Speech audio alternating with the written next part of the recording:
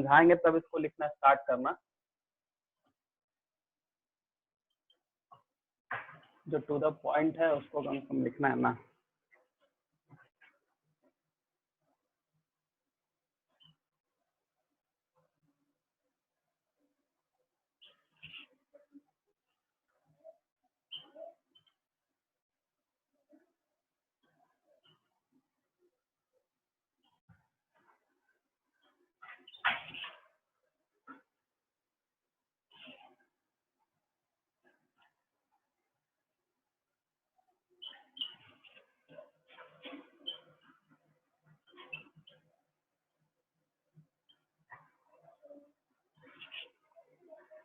Sir book में कहाँ है सर ये टॉपिक? है सबसे लास्ट में।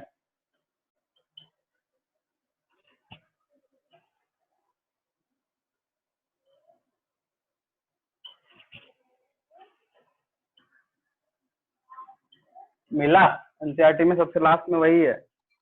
कहाँ? म्यूटेशन के बाद देखो।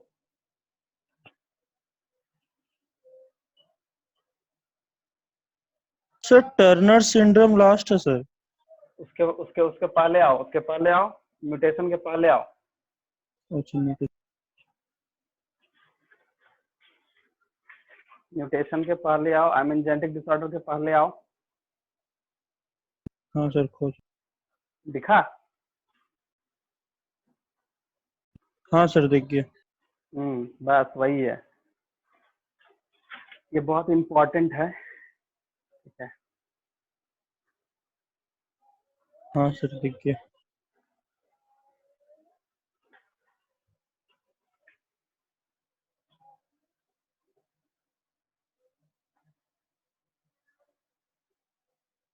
आज हम कुछ इसमें ट्रिक वगैरह भी बताएंगे कैसे श्योर होकर इसको बना सकते हो। ठीक है ना, ये थोड़ा सा रुक जाते हैं, तब तक अगर आ गई तो वो लोग या जो भी स्टूडेंट्स है।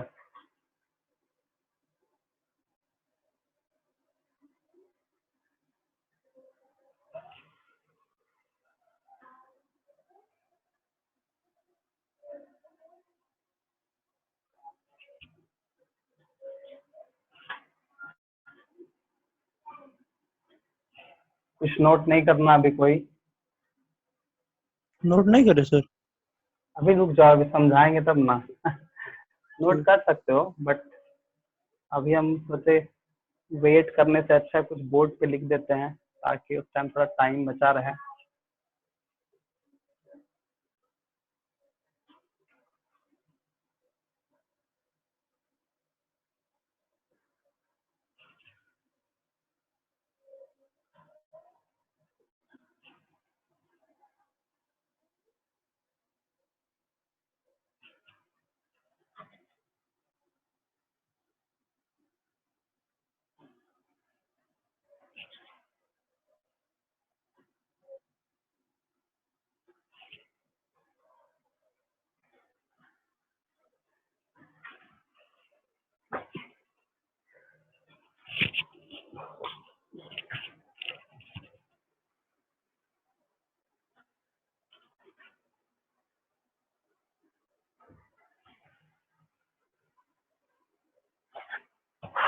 चलो स्टार्ट करते हैं लोग का भी। तो ऐड हुआ संतोष जी? हेलो सर अभी जस्ट सुनिधि हुई है। सुनिधि हुई है और बस अभी तो बस 2 ही हैं। चलिए ठीक है, स्टार्ट करते हैं, बहुत टाइम हो रहा है। ठीक है, यस सर। हाँ हाँ देखो, सबसे फर्स्ट में पेडिग्री एनालिसिस है, क्या समझ लो। देखो पेडिग्री एनालिसिस एक तरह का हम लोग का एक तरह का डायग्रामेटिकली रिप्रेजेंटेशन है। कहने का मतलब देखो, कोई भी एक पर्टिकुलर अगर हम कैरेक्टर लेके हम किसी भी जनरेशन टू जनरेशन अगर स्टडी करते हैं तो वो है पेडिग्री एनालिसिस। क्योंकि देखो इसका कोई, हम लोग सिंपल है, ह्यूमन के पे हम लोग क्या करते हैं, हम लोग ह्यूमन पे कभी भी कोई एक्सपेरिमेंट कर नहीं सकते हैं। ठीक है, तो अगर हम एक्सपेरिमेंट नहीं करेंगे तो कोई पर्टिकुलर अगर कैरेक्टर को लेते हैं और वो कितने जनरेशन में गया है, ठीक है, ये कैसे हम स्टडी करेंगे या फिर डिस्कस करेंगे, या होता है कि कैसे हम ऑब्जर्व करेंगे। तो उसके लिए पेडिग्री एनालिसिस एक फैमिली ट्री, देखो हम लिखे भी हैं यहाँ फैमिली ट्री बनता है जिसको हम लोग पेडिग्री बोलते हैं। मतलब एक कोई पर्टिकुलर कैरेक्टर को लेके उसका ऑब्जर्वेशन करना कि किस उससे कौन अफेक्टेड है, क्या है, चाहे किसी भी चीज में। इसमें बहुत सारा डिजीज वगैरह भी आता है, जो 2 एग्जाम्पल तुम्हारा दिया है एनसीईआरटी में। तो कोई भी कॉमन कैरेक्टर, जैसे मान लो कि डायबिटीज मेलिटस क्या है, तो डायबिटीज मेलिटस कहीं ना कहीं जेनेटिक डिसऑर्डर भी बोला गया है कि उसके लीनिएज में कोई भी जनरेशन में अगर आएगा तो उसको संभावना है कि हो सकता है। तो ये कैसे होगा, तो उसका जो ट्री बनता है, उसका जो डायग्राम बनता है, उसी को हम लोग बोलते हैं पेडिग्री। क्या सिंपल है, जैसे सपोज मान लिया किसी का बाल झड़ता है, ठीक है, बाल भी झड़ना एक तरह का जेनेटिक डिसऑर्डर ही है एक तरह का, ठीक है। ताकि बोलते हैं ना कि जैसे मान लो किसी फैमिली में, जैसे मान लो फादर का है बाल झड़ा हुआ, तो उसके सन में फादर का बाल, आई मीन फादर का है तो उसमें सन में भी किसी ना किसी में ऐसा होता है, तो वो कहीं ना कहीं एक जेनेटिक डिसऑर्डर है, ठीक है। तो उसका हम पता कैसे करेंगे, तो उसका हम एक डायग्राम बनाएंगे या फिर एक ट्री बनाते हैं जिसको हम लोग फैमिली ट्री बोलते हैं, और उसी का नाम दिया गया है पेडिग्री, ठीक है ना। देखो नीट में कभी कभी मतलब कोई एक नॉर्मल सा किसी भी पर्सन का अगर हम पेडिग्री बनाते हैं, ठीक है, तो मेडिकल वगैरह में कभी भी फैमिली ट्री बोल के कुछ आएगा नहीं, नॉर्मल, ठीक है। जैसे मान लो कोई पर्सन पे कोई एक पर्टिकुलर कैरेक्टर को लेके हम फैमिली ट्री बनाना चाहते हैं, तो ऐसे मेथड को हम लोग बोलते हैं उसको उस मेथड को बोलते हैं प्रोपोस्ट्यूस, इसको याद रखना, ठीक है, प्रोपोस्ट्यूस, इसको ध्यान रखना, क्योंकि ये इस तरह का वर्ड जो है वो बहुत ज्यादा, देखो मेडिकल वगैरह सब में इस तरह का वर्ड पूछता है, ठीक है। स्पेलिंग है इसका प्रोपोस्ट्यूस, ठीक है। ये इसका सॉरी प्रोपोस्टस है, सॉरी प्रोपोस्टस होता है। तो ये वर्ड का मतलब ये उसका पेडिग्री या फैमिली ट्री बनाना है, ठीक है। या सिंपल हम बोल सकते हैं कि मान लिया किसी को एक पर्सन पे कोई एक पर्टिकुलर कैरेक्टर, जैसे मान लो हम लोग ले सकते हैं ईयर लोब का अटैचमेंट, ठीक है। तो हम लोग अब ईयर लोब जो अटैच्ड होता है किसी किसी का, वो कहीं ना कहीं, ये तो जानते हो कि ईयर का जो लोब है वो जिन पे डिपेंड करता है। अब ईयर लोब हर एक जनरेशन में किसके किसके के पास है, तो उसको कैसे हम डिफाइन करेंगे, तो उसको डायग्राम के थ्रू डिफाइन करेंगे, ठीक है ना। एक तरह का ट्री बनाएंगे जिसको हम लोग बोलते हैं पेडिग्री एनालिसिस या पेडिग्री चार्ट, ठीक है। दूसरा चीज क्या होता है इसमें, इसका क्या क्या हेल्प हो सकता है, ठीक है, किस किस चीज में हेल्प हो सकता है। तो सबसे पहले जो हेल्पिंग क्या क्या क्या हेल्प है, आई मीन कैसे हेल्प होता है, तो सबसे पहले कैरेक्टर का अपीयरेंस देखना को होगा कोई पर्टिकुलर एक जनरेशन में। दूसरा उसका nature of the character, nature of the character कहने के बाद कि जैसे उसका जो नेक्स्ट जनरेशन आया, मेल में आया कि फीमेल में गया, कि फिर उसका जिसके साथ शादी हुई है उसका क्या जनरेशन, मतलब 2-3 जनरेशन का हम लोग को क्लासिफिकेशन देखना है। और इसी हिसाब से हम लोग जेनेटिक काउंसलिंग भी कर सकते हैं कि अगर मतलब इसको ठीक कर, क्योंकि देखो नॉर्मल क्या होता है कि बाल झड़ना, ठीक है, जैसे बोले बाल झड़ना, तो अगर किसी मेल का बाल झड़ रहा है तो ऑब्वियस बात है ये जेनेटिक काउंसलिंग में आएगा कि इसको क्या करने से कुछ ठीक किया जा सकता है, क्योंकि जनरेशन टू जनरेशन ये फैलेगा ही फैलेगा, इस तरह का चीज होता है। तो ये हेल्प करता है इस तरह से, ठीक है, इसको नोट करो। इसके बाद तुमको कुछ ट्रिक बताते हैं, जैसे क्योंकि इसमें इस पेडिग्री एनालिसिस में 4 टाइप का कैरेक्टर भी है। आई मीन हम किसको बोलेंगे कि ये ऑटोसोमल डोमिनेंस है, किसको बोलेंगे कि ऑटोसोमल रिसेसिव है, किसको बोलेंगे कि सेक्स लिंक्ड है, किसको बोलेंगे कि सेक्स लिंक्ड रिसेसिव है कि डोमिनेंट है। इस तरह का 4 टाइप का, 4 डिफरेंट टाइप का हम लोग इसमें स्टडी करेंगे कि कौन क्या है। जैसे बोलता है ना कि हाँ ये डोमिनेंट ऑटोसोमल मतलब डिजीज है या फिर डोमिनेंट ऑटोसोमल या करेक्टर है, तो कैसे करना है वो हम आगे करेंगे। इसको नोट करो फटाक से, ठीक है। जो नहीं समझ में आएगा क्लियरली बोलना, थोड़ा सा ये क्या है ना, थोड़ा सा फैमिली जनरेशन टू जनरेशन में थोड़ा दिक्कत होता है, ठीक है, लेकिन कोशिश करेंगे तुम लोग को बहुत ही हम ट्रिक देख के समझाने का कोशिश कर रहे हैं। तुम लोग ट्रिक समझो क्या होता है नहीं होता, फटाक से उसका क्वेश्चन भी बनेगा, यही है।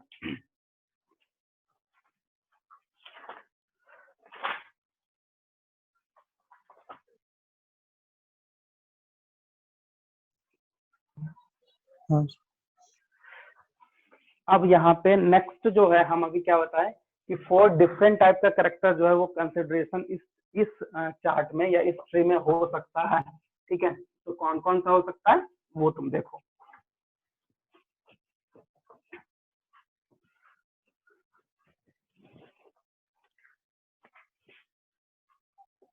फोर टाइप्स ऑफ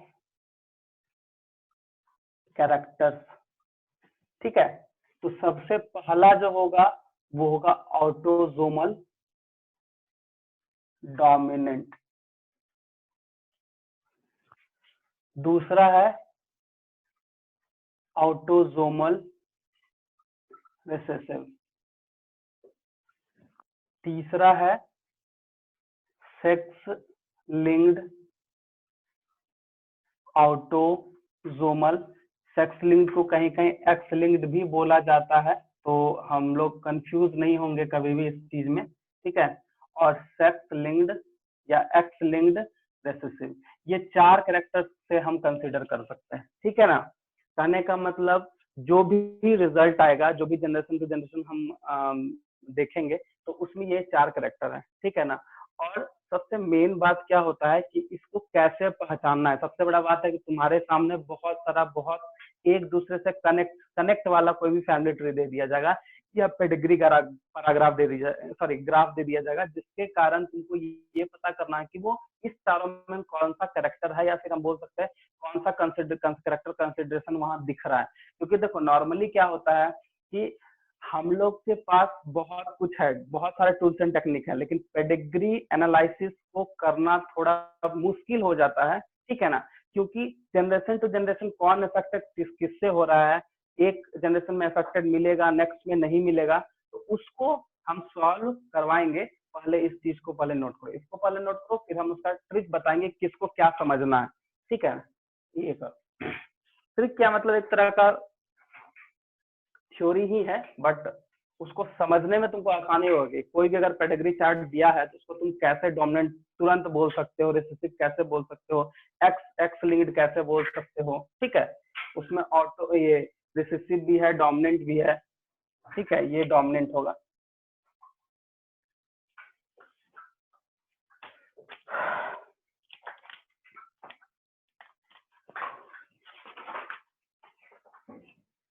हो गया सर। इसको मिटाते हैं। देखो अब हम लोग को सबसे पहले थोड़ा सा जो मैकेनिज्म है कि कैसे हम उसको पहचानेंगे कि वो डोमिनेंट है कि कौन रिसेसिव है, कौन ऑटोसोमल है, कौन सेक्स लिंक्ड है, उसके लिए थोड़ा सा पहले कुछ समझो। देखो तुम्हारे सामने कोई भी पेडिग्री चार्ट रखता है तो सबसे पहले उसका अफेक्टेड पर्सन देखोगे। अब कैसे तुमको अफेक्टेड दिखेगा, तो एनसीईआरटी में तुम्हारा एक ग्राफिकल रिप्रेजेंट सॉरी उसमें एक सैम्बल होगा, देखो हम दिखा रहे हैं तुमको, ठीक है। ये इस तरह का सैम्बल देखो बना हुआ होगा, ठीक है। मेल किसको बोलते हैं, फीमेल किसको बोलते हैं, ठीक है। अफेक्टेड मेल किसको बोलते हैं, अफेक्टेड फीमेल किसको बोलते हैं, mating male female. I mean अगर मान लिया जाए तुम्हारे सामने इस तरह का रहता है तो इसका मतलब वो मैरिज है, ये फीमेल है ये मेल है, बट वो दोनों में मैरिज है। अब इसके बाद जो क्रॉस स्ट्रिंग होगा, अगर मान लिया जाए ये पूरा तरीके से कलर्ड होगा, आई मीन तो इसको हम लोग अफेक्टेड बोलते हैं, अफेक्टेड मेल बोलेंगे, ठीक है।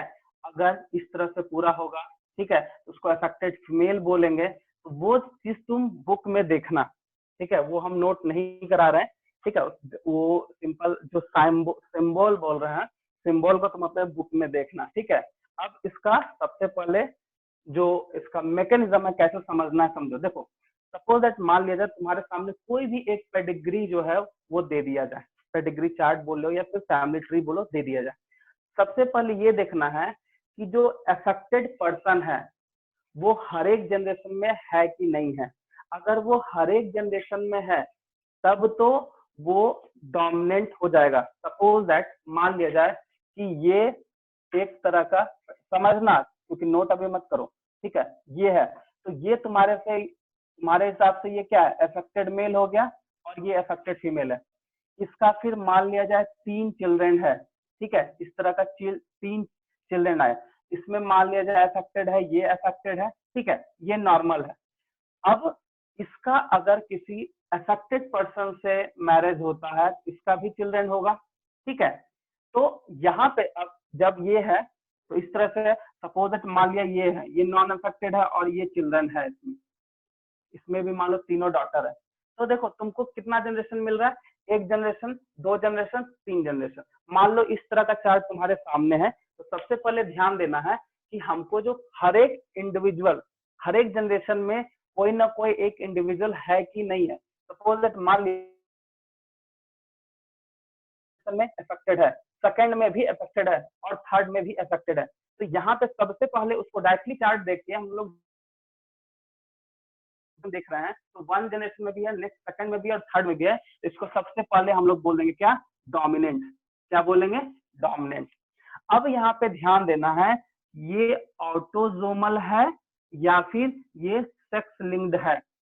तो इसको कैसे पहचानेगा, देखो सेक्स लिंक्ड में पैटर्न होता है, पैटर्न बनता है। कैसे पैटर्न बनेगा, अगर फीमेल इफेक्टेड है तो सन इफेक्टेड होगा, अगर मेल इफेक्टेड है तो डॉटर इफेक्टेड होगी।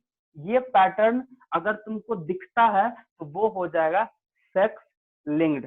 और अगर इसमें ऐसा, अगर ये चीज में ऐसा नहीं होता है तो सिंपल वो ऑटोजोमल होगा। मान लिया जाए कि डॉटर और सन, ठीक है, दोनों अगर उसमें अफेक्टेड हो जाएगा, वो तुम्हारा क्या हो जाएगा, ऑटोजोमल। तुम यहाँ पे ध्यान देना, पहला अफेक्टेड पर्सन, ठीक है, यहाँ अफेक्टेड पर्सन पहला जनरेशन, दूसरा भी अफेक्टेड, दूसरा जनरेशन भी अफेक्टेड और तीसरा जनरेशन भी अफेक्टेड। तो सबसे पहले इसको क्या बोलोगे तुम, ये तो ऑटोजोमल डोमिनेंट होगा।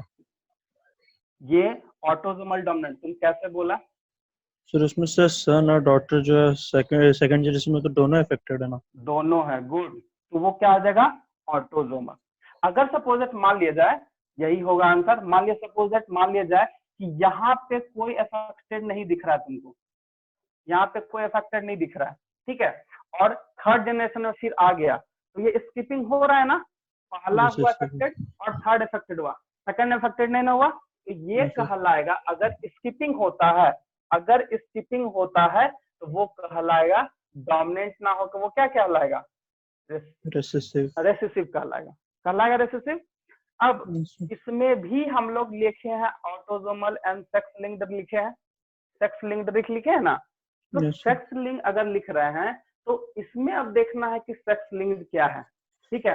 तो इसके लिए जैसे मान लिया जाए सपोज है तुम्हारा यहाँ अफेक्टेड दिख रहा है और यहाँ पे एक अलग से, क्योंकि बहुत कभी भी सिंगल ट्री को नहीं देगा, हमेशा देगा तो दो। ये तो हमारा सिंगल ट्री है ना, ये हमारा सिंगल ट्री है।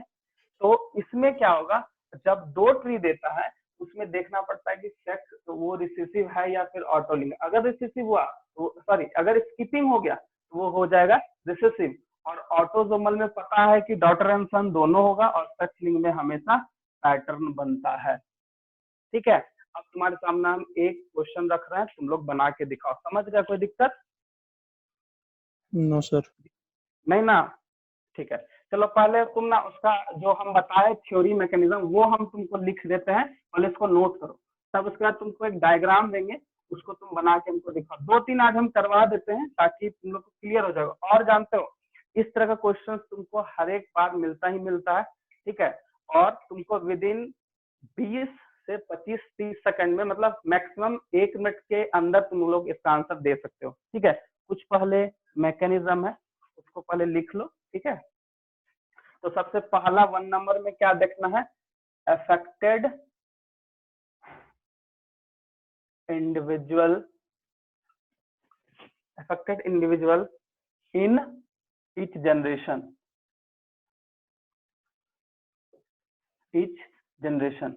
अगर ये ऐसा होता है तो ये क्या होगा, डोमिनेंट हो जाएगा। क्या होगा, डोमिनेंट हो जाएगा, मतलब ये डोमिनेंट हो जाएगा। अब डोमिनेंट में भी हमको 2 चीज देखना है, एक देखना ऑटोजोमल और एक देखना है एक्स लिंक्ड लिख रहे हैं, सेक्स लिंक्ड की जगह एक्स लिंक्ड लिख रहे हैं, ठीक है।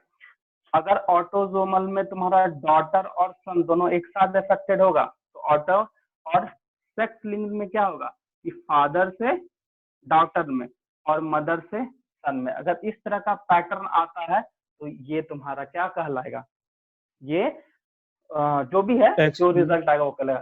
सेकंड में क्या है, अगर स्किपिंग होता है, अगर स्किपिंग हो गया तो वो क्या हम बताए उसमें, वहां पे क्या हो जाएगा, रिसेसिव। रिसेसिव हो जाएगा। अगर स्किपिंग हुआ सर तो फीमेल टू होगा, डॉटर होगा कि फीमेल टू सन होगा?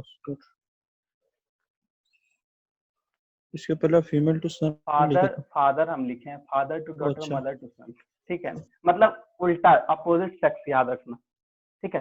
चलो हम फीमेल टू सन लिख देते हैं, ठीक है, और मेल टू डॉटर लिख देते हैं, ठीक है, समझ आ गया, फादर हम मदर करके लिखे, ठीक है। चलो यस सर। अब इसमें भी ऑटोजोमल जाएगा, इसमें भी ऑटोजोमल जाएगा, और अगर ऑटोजोमल गया इसमें डॉटर और सन अगर एक ही जनरेशन में आ गया तो ऑटोजोमल, और अगर इसमें सेक्स लिंक्ड हुआ, अगर इसमें सेक्स लिंक्ड हुआ तो फीमेल से तुम्हारा सन और मेल से क्या होगा, डॉटर, बस यही चीज है, ठीक है। इसको नोट करो। अब हम तुमको एक सामने तुम्हारा हम एक डायग्राम बनाएंगे, ये क्वेश्चन देंगे, तुम उसको बना के दिखा, समझ गया ना, यस सर। जो भी है समझ गया कि नहीं समझ गया। ये पैटर्न मेरा हमेशा याद रखना, अगर ये पैटर्न तुम याद रख लिए ना तो तुम्हारा विद इन बोले ना 30 सेकंड में क्वेश्चन बन जाएगा, ठीक है। और नीट वगैरह क्वेश्चन में जब क्वेश्चन वो हम आज अभी डिस्कस करेंगे, 3-4 क्वेश्चन बनवाएंगे, ठीक है। कभी कभी क्या होता है, ये तो पहला ट्रिक हुआ कि हम देख के बता सकते हैं कि हम लोग अच्छे से ऑब्जर्व करके, और दूसरा कभी कभी जब फंस जाएंगे ना तो उस केस में हम लोग इसको जीनोटाइप से निकाल के देखेंगे किसके पास क्या जीन है, तो वहां एग्जैक्टली श्योर हो जाता है आदमी की किसमें आंसर क्या आएगा, वो भी है, वो भी हम बताएंगे, ठीक है। पहले इसको नोट करो, फिर दो क्वेश्चन बनाते हैं, फिर वो जीनोटाइप कैसे देखेंगे वो हम देखते हैं, ठीक है। हो गया सर। हो गया ना? हाँ कुछ बोल रहे थे कोई? रुकने बोले सर। सर हो गया।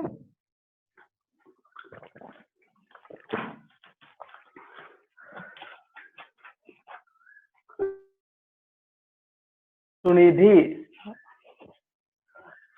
यस सर हो गया। समझ में आ रहा है ना? Yes sir. देखो समझ में नहीं आएगा तो फिर से बोलो, हम फिर से समझाएंगे, क्योंकि इस तरह का क्वेश्चन पूछता है, तुम ठीक है। सिंपल है कि ये एक ऐसा मतलब मैकेनिज्म है जिसमें हम लोग एक्सपेरिमेंटल कुछ करते नहीं है, जो भी है हम लोग ट्री से फैमिली ट्री या फिर फैमिली चार्ट ही बना के देखते हैं। और जरूरी नहीं कि हर एक डिजीज को ही देखा जाए, कोई एक पर्टिकुलर करेक्टर को भी हम लेके देख सकते हैं। जैसे एग्जांपल में बताया, जैसे मान लो कि ईयर लॉस का अटैचमेंट देखना है कि जनरेशन टू जनरेशन कैसे कहाँ गया होगा, नहीं गया होगा, ठीक है।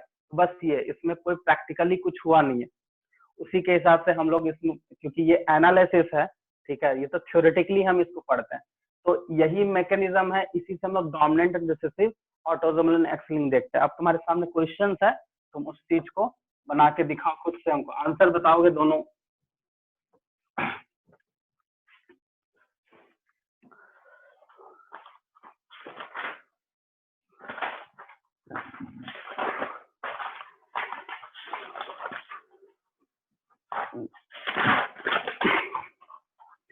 कुछ क्वेश्चन हम तैयार किए हैं तुम लोग के लिए, ठीक है।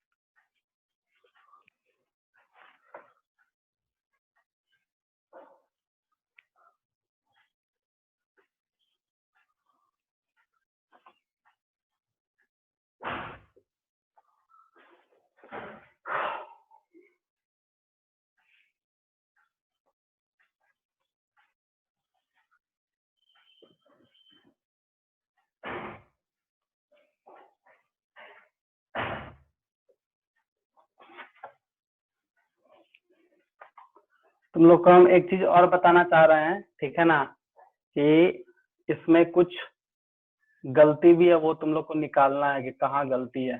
पहले इसका आंसर दे दो, उसके बाद फिर हम बताएंगे तुमको कहाँ गलती है, या तुम लोग खुद बताओगे कि कहाँ गलती है।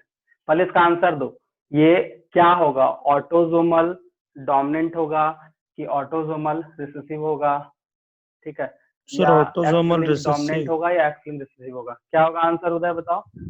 ऑटोसोमल रिसेसिव लग रहा है।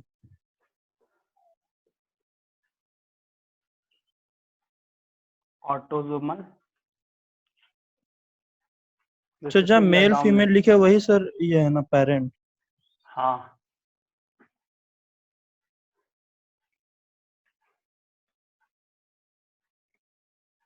नहीं सर डोमिनेंट होगा, डोमिनेंट ऑटोसोमल डोमिनेंट।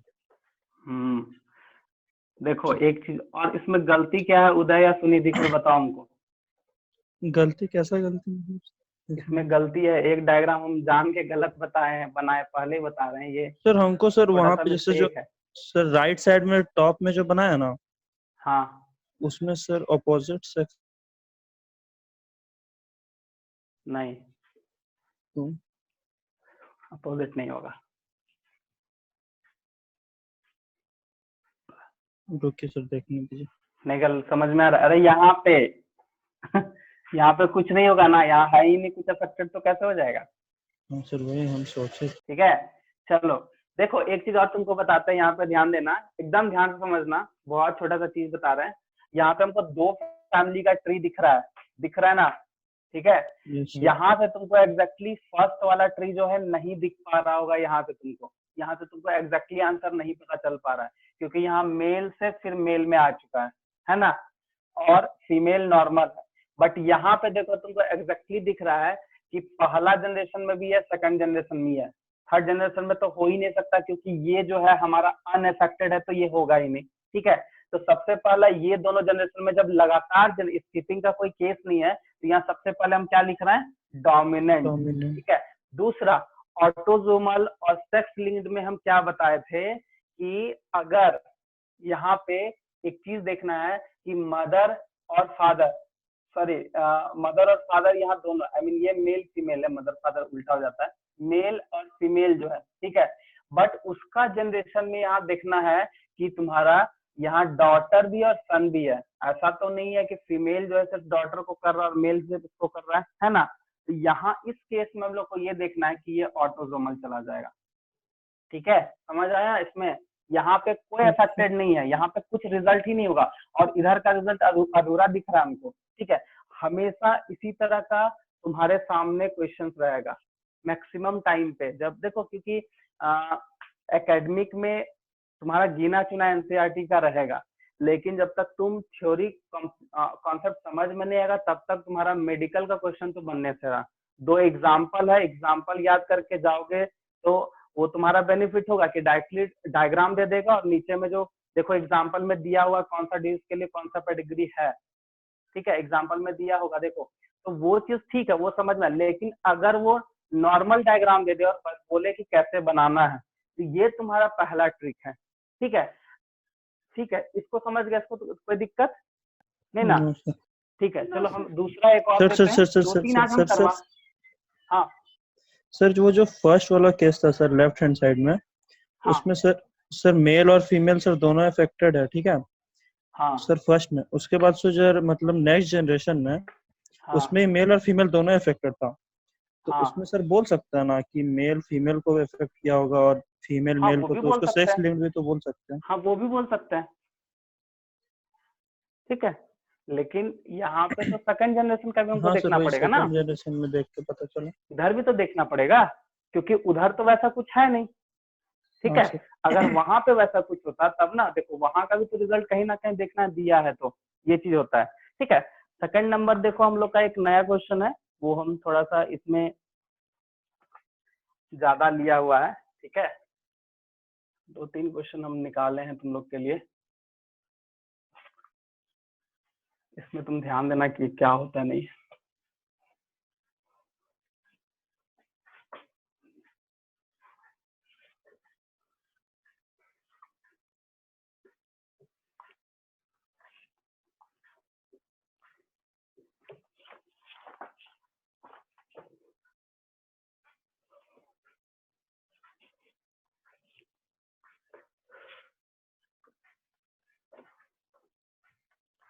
पहले डायग्राम देख लो, बिना डायग्राम का कुछ करना मत।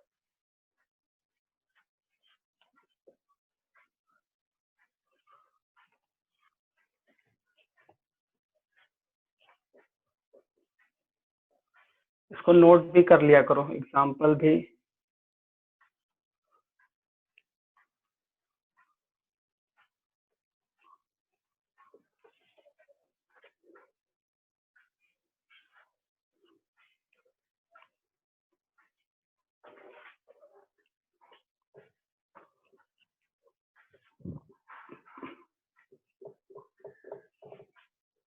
सर एक्स लिंक्ड रिसेसिव होगा सर, पता चल हाँ, गया। X linked recessive.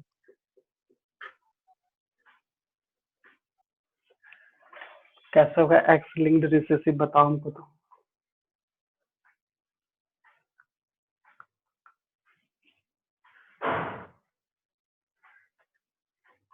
सर जहाँ से रेसेसिव, जैसे कि सर स्किप किया हुआ है इसमें बहुत जगह, सर वहाँ जो फर्स्ट जनरेशन है उसमें स्किपिंग है तो रेसेसिव हो सकता है। और सर एक्स लिंक्ड वहाँ पे जैसे सेकंड जनरेशन के बाद थर्ड में जहाँ जहाँ मतलब मेल अफेक्टेड वहाँ से फीमेल अफेक्टेड आ रहा। अच्छा देखो, ये रिसेसिव का केस इसलिए नहीं बनता है क्योंकि यहाँ पे मेल अफेक्टेड है। यहाँ पहले तो 1 2 3 ये डोमिनेंट होगा कि रिसेसिव होगा, पहले ये तो बताओ। सर ये तो डोमिनेंट लग रहा है, लेकिन ये तो सर जो मतलब बोलो बोलो बोलो, कोई दिक्कत नहीं, बोलो। डोमिनेंट लग रहा है? स्किपिंग तो कहीं नहीं है, ना इस जनरेशन में दिख रहा है ना इस जनरेशन में स्किपिंग दिख रहा है। ठीक है, समझ आया? अब यहाँ पे देखो, दोनों जनरेशन को हम लोग डिफाइन करते हैं। ये मेल, ये फीमेल, ये मेल। तो तुम्हारा यहाँ पे क्या एक पैटर्न हुआ, ये फीमेल, ये मेल, इसके साथ फीमेल का शादी हुआ, और इसका जो हुआ यहाँ पे देखो, ये डॉटर, ये सन, ये डायरेक्टली, सॉरी ये फीमेल है तो ये यहाँ चला गया, ये यहाँ चला गया। यहाँ पे भी पैटर्न बन रहा है और यहाँ पे भी पैटर्न बन रहा है। ठीक है, बट एक कंडीशन में अफेक्टेड कौन है? मेल है, इसलिए यहाँ पे डोमिनेंट चला जाएगा और ये जाएगा सेक्स लिंक्ड। समझ आया? कोई दिक्कत? बोलो। यहाँ मेल को अफेक्टेड देखो, डोमिनेंसी हमेशा पहले लिखाएगा ना। समझ आ रहा है? हेलो, यस सर, समझ आ रहा। सुनिधि समझ में आया? लगता है उदय कनेक्ट खत्म हो गया उसका। समझ में आया? Yes sir, yes sir. कोई दिक्कत नो सर। नहीं ना? चलो एक को इसको नोट करना है। Yes sir. हाँ नोट कर लो, ठीक है, नोट कर लो। हम इसके बाद तुम लोग को एक क्वेश्चन और देते हैं, उसमें हम जीनोटाइप के बारे में बताएं, कैसे जीनोटाइप को हम, क्योंकि इसमें अगर मान लीजिए इसमें बहुत ज्यादा कंफ्यूजन हो सकता है। ठीक है, बट हम लोग जीनोटाइप जब देखेंगे तो एग्जैक्टली आंसर वहां पे दिख जाएगा। तो हम नेक्स्ट जो है जीनोटाइप, आई मीन जीन कहाँ कहाँ कौन कौन जीन आएगा वो हम समझाने जा रहे हैं। इसको पहले नोट करो, ठीक है? सर हो गया नोट। नोट हो गया है? चलो ठीक है। Yes sir.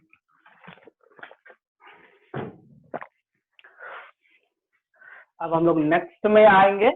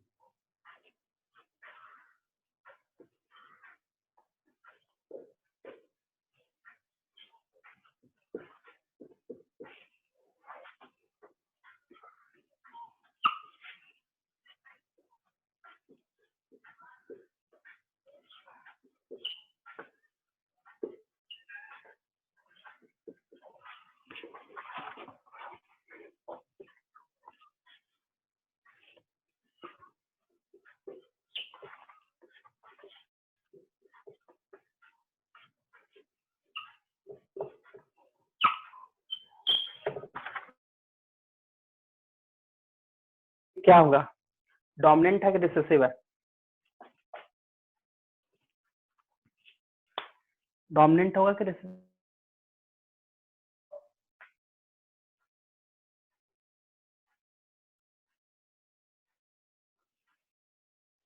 बोलो सुनिधि। सर डोमिनेंट होगा।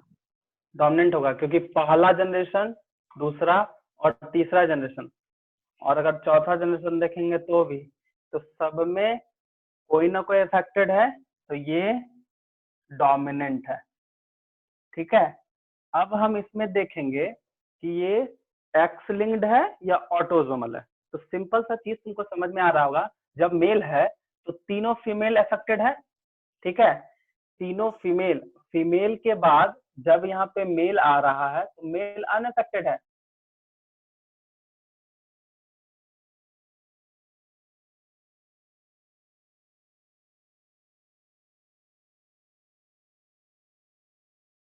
Sir video. हेलो आप, हेलो। Yes sir. ये पैटर्न है तो ये एक्स लिंक्ड है या ऑटोसोमल है? सर एक्स लिंक्ड है। हाँ, एक्स लिंक्ड बोलो या सेक्स लिंक्ड बोलो, ये चीज है।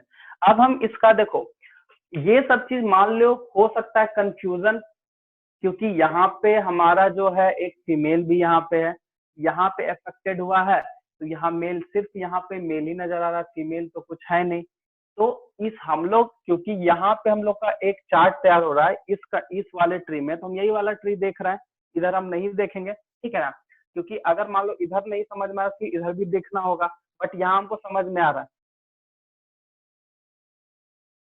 होता क्या है, सबसे पहले अगर अफेक्टेड मेल है तो हम लिख सकते हैं एक्स वाई डी, डोमिनेंट इसीलिए होगा क्योंकि मेल है यहाँ पे, और ये एक्स एक्स। ठीक है, अब यहाँ पे ध्यान देना कि जब फीमेल फीमेल जब अफेक्टेड होगी तो एक एक्स आएगा, एक एक्स आएगा मेल से, दूसरा आएगा फीमेल से। सेम कंडीशन यहाँ पे जाएगा, सेम कंडीशन यहाँ पे भी जाएगा। अब जब यहाँ नीचे आएगा तो देखो ये है एक्स वाई, ठीक है, ये फीमेल है, ये मेल है, देखो ये ऐसा कंडीशन, फिर इस तरह का कंडीशन जाएगा, और ये इस तरह कंडीशन जाएगा, और फिर ये फीमेल है तो इसमें जो है इस तरह का कंडीशन चला जाएगा। क्योंकि देखो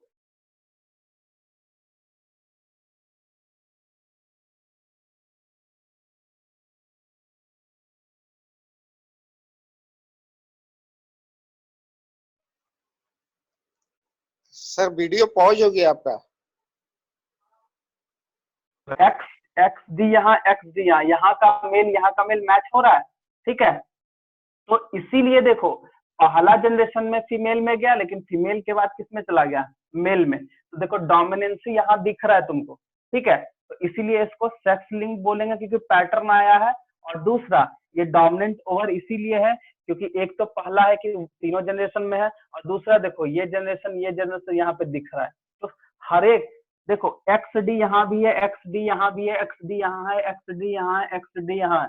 कहने का मतलब जो भी अफेक्टेड है वो मेल के अफेक्टेड से ही आया है, और मेल ही अफेक्टेड है तो सारा कुछ वही दिखा रहा है, तो सारा जिन तो डोमिनेंट वाला जिन तो यहाँ आ ही रहा है। देखो यहाँ एक्स डी डोमिनेंट जिन हो गया, यहाँ भी दिख रहा है, यहाँ भी दिख रहा है, यहाँ भी दिख रहा है, यहाँ भी दिख रहा है, यहाँ भी दिख रहा है। तो सब में वो एक तो डोमिनेंट ये देखे, और सेक्स लिंक में सिंपल हमको पैटर्न तो दिख रहा है। ठीक है, मेल से फीमेल, फीमेल से मेल आ गया। समझ आया यहाँ पे? Yes sir. समझ गए ना? देखो सिंपल है, यहाँ पे हम लोग जीनोटाइप स्टडी किए, और अगर तुम जीनोटाइप बना लेते हो किसी भी पेडिग्री चार्ट का, तो वो तुम्हारा श्योरली आंसर देगा। इसके पहले जो हम बताए वो तो बहुत ही कम समय में था, कंफ्यूजन हो गया, कंफ्यूजन हो ही जाता है बहुत सारा। तो जीनोटाइप का रेशियो या जीनोटाइप का जो भी है वो सारा तुम उसको ध्यान में रख के ड्रॉ करो, तुमको सब कुछ उसमें दिख जाए कौन सा जीन किस में आ रहा है। तो ऑब्वियस बात है अफेक्टेड जीन हर एक में प्रेजेंट है, इसलिए वो डोमिनेंट है, तो वो डोमिनेंट हो जाएगा। समझ आया? Yes sir. ठीक है, इसको नोट करो, और उसके बाद तुम लोग के पास जो भी बुक्स वगैरह है जो भी है उसमें एक बार ट्राई करके देखना, अगर तुमको कुछ प्रॉब्लम होगा फिर हम लोग उस पर बात कर सकते हैं। ठीक है, इसको नोट कर लो। ये जीनोटाइप निकालना बहुत इंपॉर्टेंट है। बहुत सारा एग्जाम्पल हर एक कैरेक्टरिस्टिक को लेके दिया हुआ है, तो जीनोटाइप ही अल्टीमेटली जो है श्योर आंसर दे सकता है। इसके पहले जो हम तुमको ट्रिक बताए थे या जो भी मैकेनिज्म बताए थे, वो तुमको बहुत कम समय में, बोले 15 से 20 सेकंड, मैक्सिमम 30 सेकंड में डोमिनेंट रिसेसिव का केस वहां दिख जाता है। लेकिन अगर डोमिनेंट रिसेसिव केस तुम श्योर नहीं हो तो जीनोटाइप देख लो, जीनोटाइप उसका बना लो, कभी भी गलत नहीं होगा इसका आंसर। ये इसको नोट करो, ठीक है।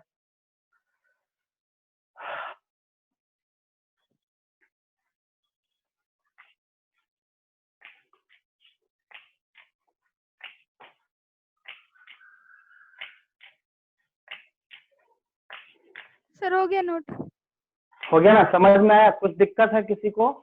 No sir. कोई? ठीक है, समझ गया ना? ठीक, चलो ये टॉपिक अब खत्म हो गया, जेनेटिक्स ऑलमोस्ट खत्म, ठीक है। पहला चैप्टर खत्म हो गया। अब हम लोग आएंगे प्रिंसिपल ऑफ इनहेरिटेंस, खत्म हो गया। अब मॉलिक्यूलर बेस ऑफ इनहेरिटेंस, ठीक है। आज हम लोग कुछ कुछ जो बेसिक चीज है उस पर हम आज लोग थोड़ा बात करेंगे।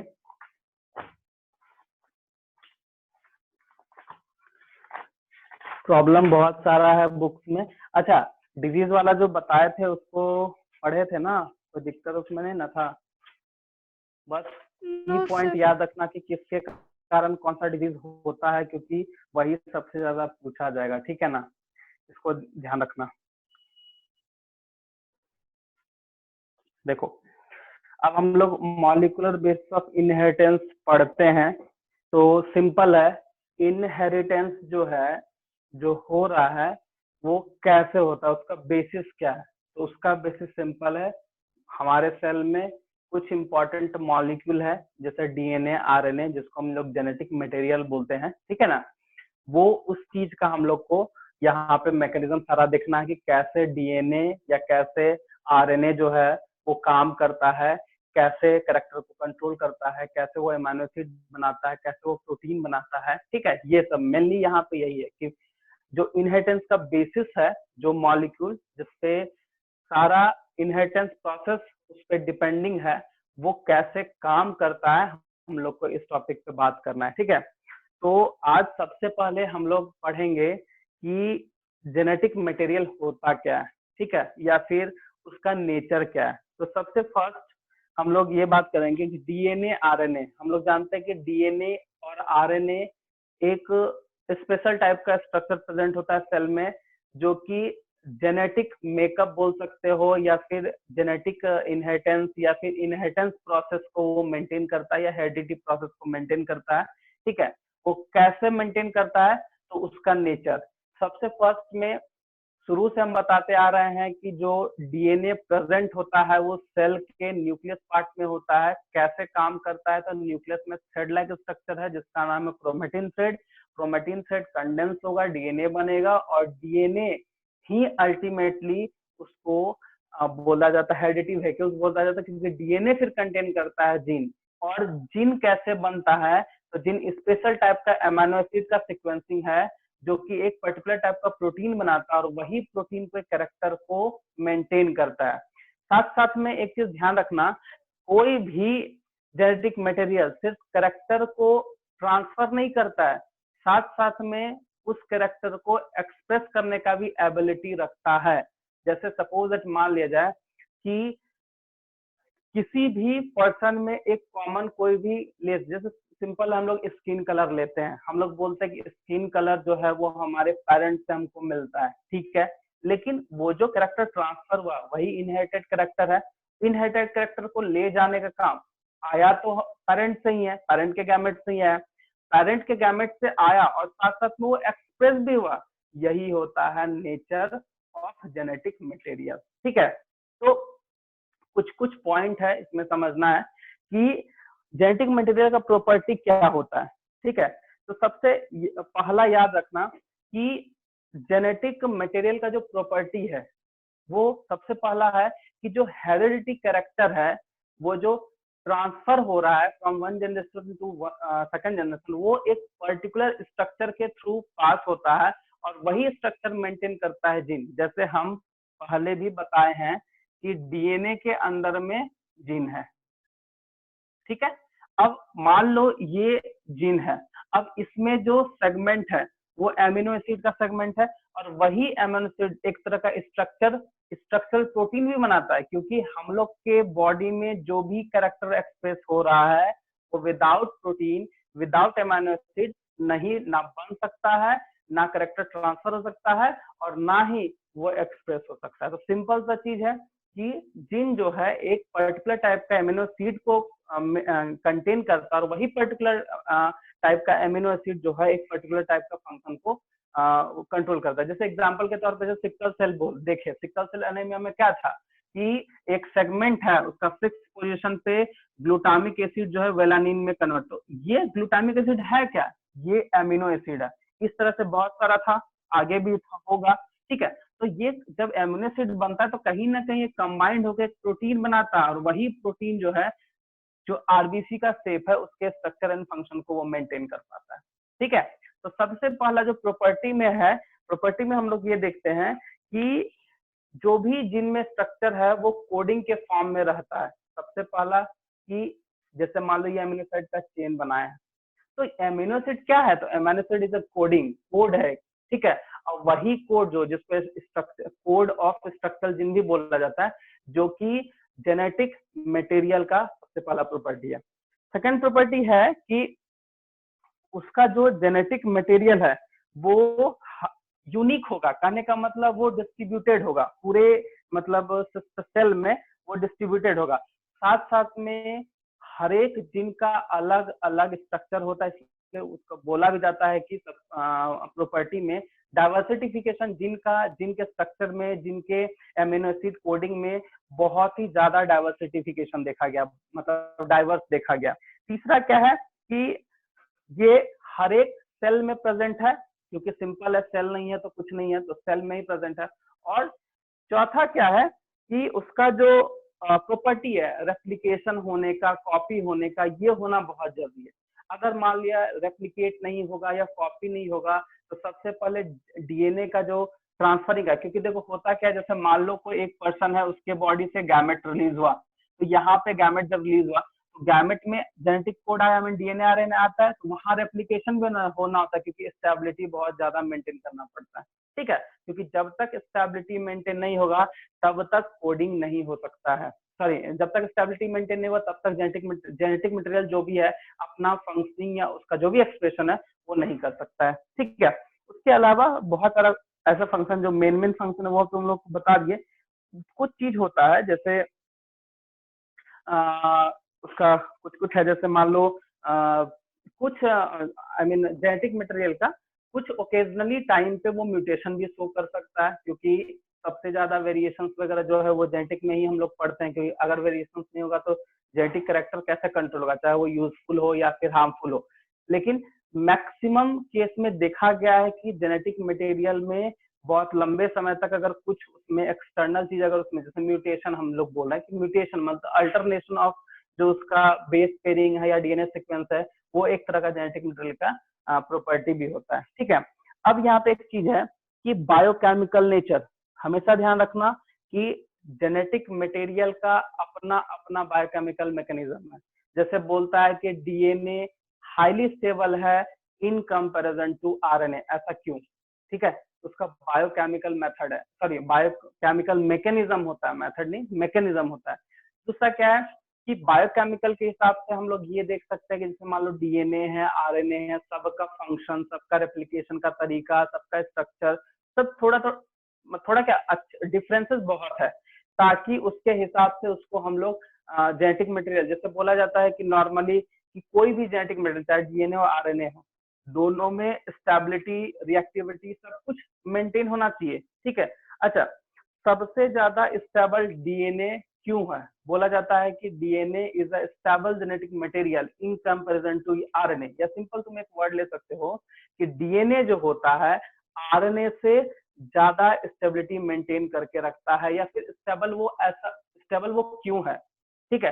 तो इसका सिंपल सा जवाब है कि अगर डीएनए स्टेबल नहीं होगा तो कोई भी ऑर्गेनिज्म सरवाइव नहीं कर सकता है, क्योंकि डीएनए ही एक ऐसा मात्र पार्ट है सेल का जो बॉडी के पूरे कैरेक्टर को कंट्रोल भी करता है, एक्सप्रेस भी करता है और पास भी करवाता है। सिंपल एक चीज सोचो कि मान लिया जाए कोई एक सेल है, उसमें न्यूक्लियस है, उसमें डीएनए है, और अगर वो डीएनए तुरंत तुरंत वेरिएशंस करना स्टार्ट करेगा और स्टेबल नहीं होगा तो सर्वाइव करना उसको बहुत मुश्किल हो जाएगा। ठीक है, तो सबसे पहले किसी भी मतलब ऑर्गेनिज्म का जो जेनेटिक मटेरियल है वो स्टेबल होना चाहिए।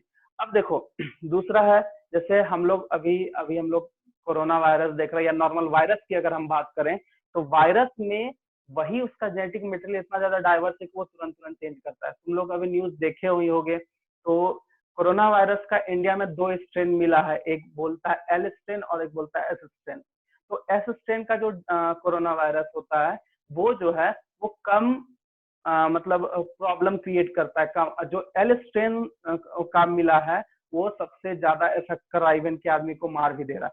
तो ऐसा क्यों? क्योंकि दोनों का जेनेटिक मटेरियल में कहीं ना कहीं डिफरेंस है और कहीं ना कहीं वो वेरिएशन करता है ताकि वो सर्वाइव या फिर दूसरे को इफेक्ट कर पाए। ठीक है, बहुत तरह का केस अभी देखने में आ रहा है जेनेटिक मटेरियल, डीएनए का जेनेटिक। देखो दूसरा चीज क्या है कि हम लोग अभी कोरोना वायरस के ही बारे में अगर बात करें, तो कोरोना वायरस जो होता है एक ऐसा मतलब वायरस है जो बहुत जल्दी म्यूटेंट हो रहा है।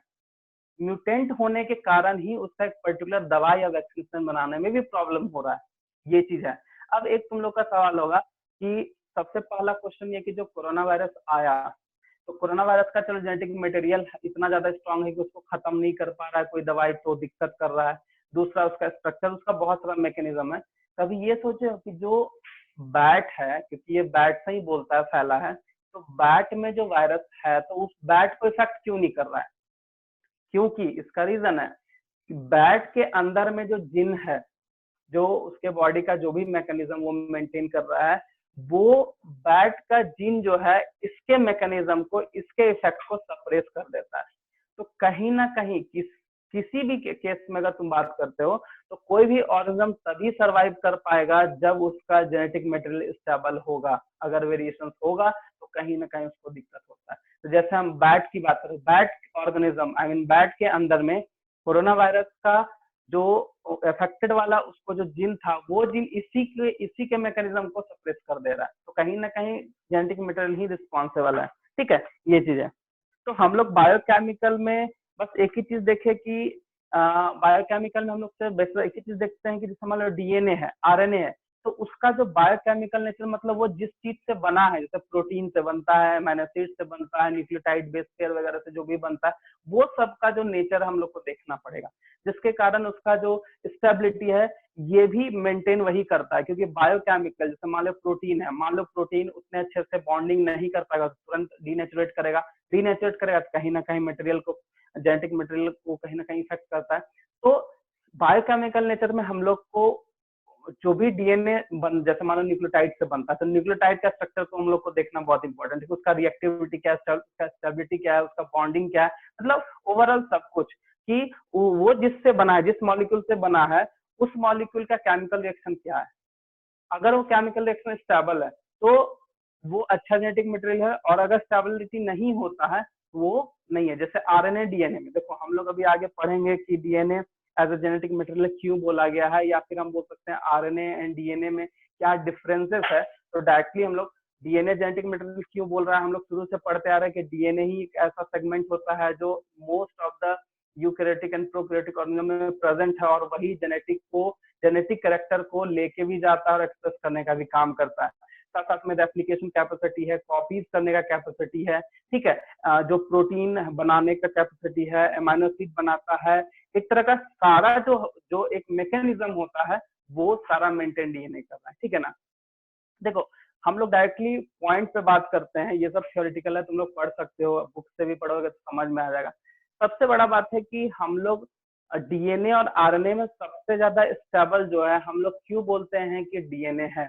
इसका किसी को आंसर पता है तो बता सकते हो? बोलो। डीएनए जो है वो हाईली स्टेबल क्यों है? अभी हम जस्ट तुम लोग को लेक्चर दिए, तुम लोग को हम बताए समझाए कि डीएनए जो होता है उसका बायोकेमिकल नेचर आरएनए के बायोकेमिकल नेचर से ज्यादा स्टेबिलिटी है, आई मीन ज्यादा स्ट्रक्चर जो है वो अच्छा होता है। कहने का मतलब वो तुरंत रिएक्टिव नहीं होता है। ठीक है, एक छोटा सा एग्जांपल बताते हैं। सपोज एक मान लो डीएनए है, आरएनए, दो ऑर्गेनिज्म, ठीक है, A and B. Suppose that A and B पे टेम्परेचर पड़ा, टेम्परेचर आया, तो सोचो जब टेम्परेचर आया और अगर इसमें चेंजिंग होगा या फिर इसमें अगर चेंजिंग होता है तो क्या वो स्टेबिलिटी मेंटेन कर पाएगा? नहीं स्टेबिलिटी मेंटेन कर। सबसे पहला चीज कि ये लेस रिएक्टिव होता है इन कंपैरिजन टू आरएनए। अब चाहे वो रिएक्टिव रिएक्शन, चाहे वो केमिकल के हिसाब से काम करे, एंजाइम के हिसाब से काम करे, या जो भी रिएक्टिव केमिकल है, या टेम्परेचर के हिसाब से काम करे, मतलब डीएनए जो होता है वो स्टेबिलिटी इसलिए है क्योंकि वो लेस रिएक्टिव है। ठीक है, लेस रिएक्टिव होने के ही कारण डीएनए को बोलता है कि वो जेनेटिक मटेरियल है। आरएनए भी है लेकिन वो हाईली रिएक्टिव है, तुरंत उसको कुछ भी कंडीशन अगर एडवर्स मिलेगा तो वो रिएक्शन करना स्टार्ट कर जाएगा। ठीक है, ये चीज होता है। दूसरा, ट्रांसफॉर्मेशन जो मैकेनिज्म है, एक तरह का बोल सकते हैं कि ट्रांसफॉर्म करना या फिर कॉपीज करना या रेप्लिकेशन करना, ये डीएनए का एक इम्पॉर्टेंट प्रॉपर्टीज है। बट आरएनए में भी होता है, लेकिन डीएनए में हमेशा जो होगा तो हम लोग को डीएनए को करवाना पड़ता है। जैसे बायोटेक्नोलॉजी जो हम लोग पढ़ेंगे तो बायोटेक्नोलॉजी फुल्ली जो है जेनेटिक मटेरियल का ही रेप्लिकेशन करना, उसको काटना है, उसको अलग करना है, उसको चेंज कराना है।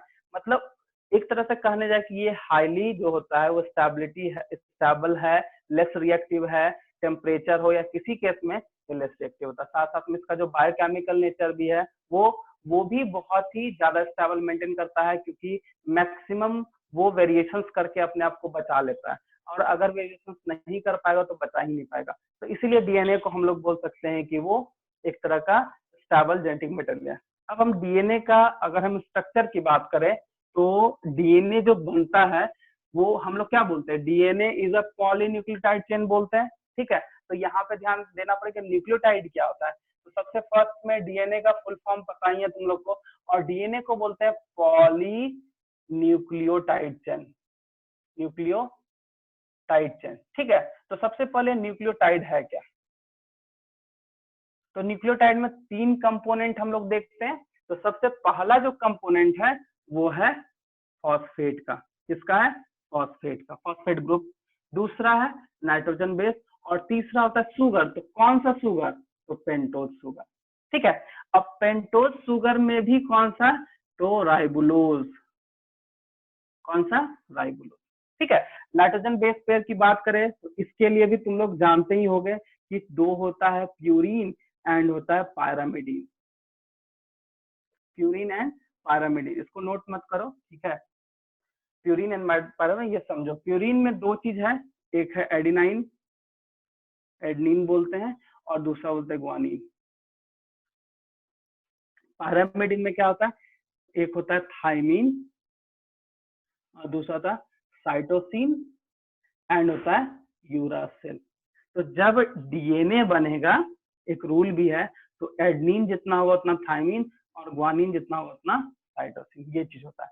फॉस्फेट जो होता है वो PO3- एंड PO4- के फॉर्म में ये एब्जॉर्ब करता है, आई मीन सॉरी एब्जॉर्ब नहीं, वो इंटेक करेगा और बॉन्डिंग बना के ये अपना डीएनए बनाएगा। अब अगर हम लोग बात करेंगे कि डीएनए एग्जैक्टली वो कैसे बनता है, तो कैसे सब एक दूसरे से अटैच होगा, ये चीज हम लोग पढ़ेंगे। ठीक है, दूसरा क्या होता है? डीएनए का बहुत सारे स्ट्रक्चर वगैरह है। तो सबसे पहले हम लोग इसका पॉलीन्यूक्लियोटाइड, जो न्यूक्लियोटाइड का जो स्ट्रक्चर है वो जान लेते हैं। इसको नोट कर लो, इसको नोट करो, डीएनए डायरेक्ट डालो, इसको नोट करो। ठीक है, और हाँ, इसके पहले जो भी हम जितना भी तुम लोग को हम बताए वो सारा इनिशियल जो इंट्रोडक्शन है, मतलब डीएनए क्या है, वो क्या कर सकता है, वो सब बुक्स में मिलेगा, उसको पढ़ के देखना। ठीक है, क्योंकि अगर इसका नोट्स लिखाएंगे तो कम से कम 2-3 पेज जाएगा, वो टाइम वेस्टिंग है। तो उसको पढ़ के देखना, अगर कुछ नहीं समझ आए तो समझ हम लोग यहाँ से पर्टिकुलरली टू द पॉइंट मतलब हम लोग नोट करेंगे। ठीक है, पहले इसको न्यूक्लियोटाइड को लिखो, न्यूक्लियोटाइड को लिखो कैसे क्या है।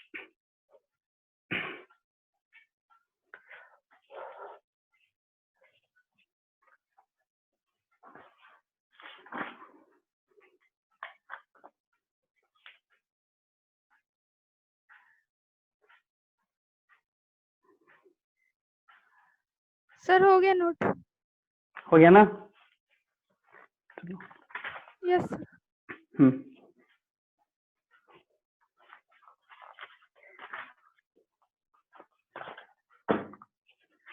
अब ये कैसे काम करता है, सॉरी ये कैसे मतलब स्ट्रक्चर फॉर्म करता है, ये देखो। देखो सबसे फर्स्ट में हम लोग शुगर लिए, इसके साथ नाइट्रोजन बेस लिए, और फिर ये शुगर हुआ, और ये फिर पेंटोज शुगर, फिर sorry phosphate sugar, phosphate sugar, phosphate sugar, phosphate sugar, ठीक है। इसके साथ NB नाइट्रोजन बेस, फिर शुगर, और इसके साथ फिर फॉस्फेट, ठीक है। मतलब फॉस्फेट एक से दूसरे शुगर को, मॉलिक्यूल को वो कनेक्ट करता है, और nitrogen base pair directly sugar molecule से कनेक्ट होता है। इस तरह का ये स्ट्रक्चर ये बनाता है। समझ में आया? ये तुम्हारा पॉलीन्यूक्लियोटाइड। अब इसको मत नोट करना, इस तरह का हम लोग देखते हैं, बट ये कैसे ये कनेक्ट रहता है, क्योंकि देखो जब हम शुगर लिखते हैं, ठीक है, तो पेंटोज शुगर है, 5 कार्बन वाला है, तो उसमें वो कौन किससे कनेक्ट होता है ये देखना है, ठीक है। तो सबसे फर्स्ट में यहीं पे हम इसको बनाते हैं, ये इसको नोट मत करना, बस ये समझाने के लिए हम लिखते हैं, ठीक है।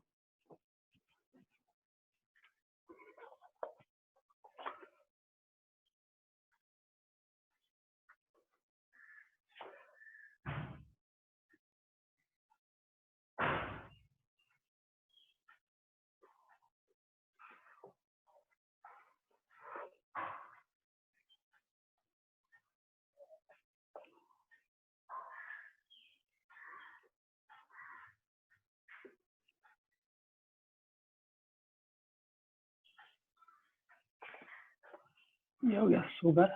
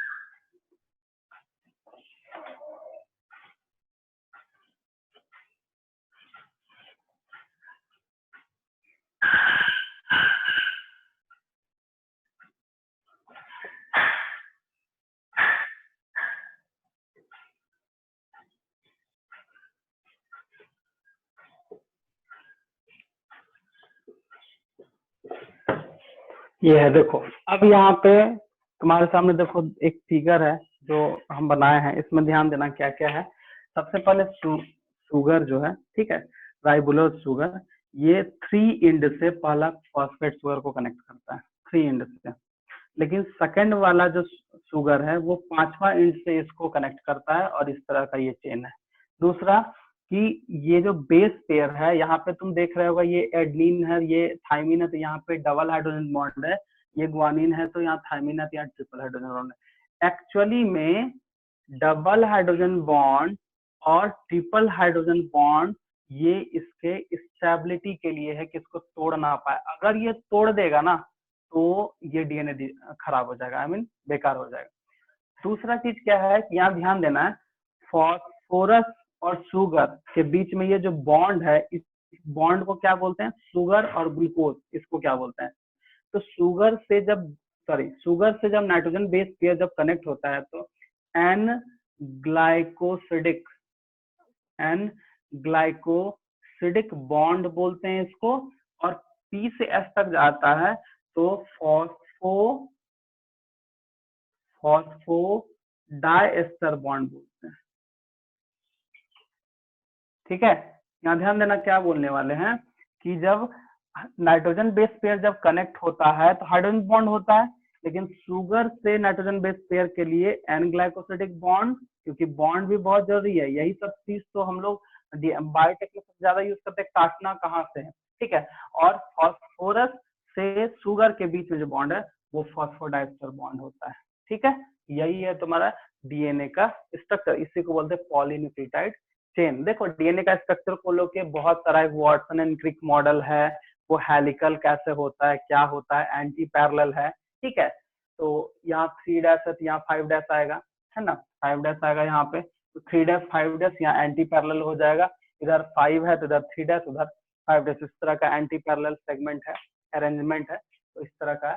तो इसको नोट कर लो, आज इतना ही तक रहने दो। नेक्स्ट क्लास में हम लोग डीएनए का पूरा स्ट्रक्चर हम लोग उसका मॉडल क्या है नहीं है वो डील करेंगे, आज इसको याद रख लेना। और हाँ, पेडिग्री में जो भी कॉन्सेप्ट दिए हैं उसमें जो भी तुमको क्वेश्चन मिलता है बनाने का कोशिश करो, क्या होता है नहीं होता है वो नेक्स्ट लेके आना, क्योंकि अगर अभी बना लोगे तो सारा कुछ क्लियर हो जाएगा, तुमको कभी भी दिक्कत नहीं होगा। बाकी जो तुमको हम मैकेनिज्म जो स्टेप वाइज लिखाए हैं उसको याद रखो, तुम कभी भी तुम्हारा नॉर्मली गलती नहीं होगा, लेकिन अगर ज्यादा कंफ्यूजन है तो जीनोटाइप वाला जो मैकेनिज्म है वो यूज करके तुम लोग उसको रिजल्ट ला सकते हो। इसको नोट कर लो, आज यहीं तक रहने देते हैं, next class structure of DNA में हम लोग फिर आगे बढ़ेंगे, ठीक है।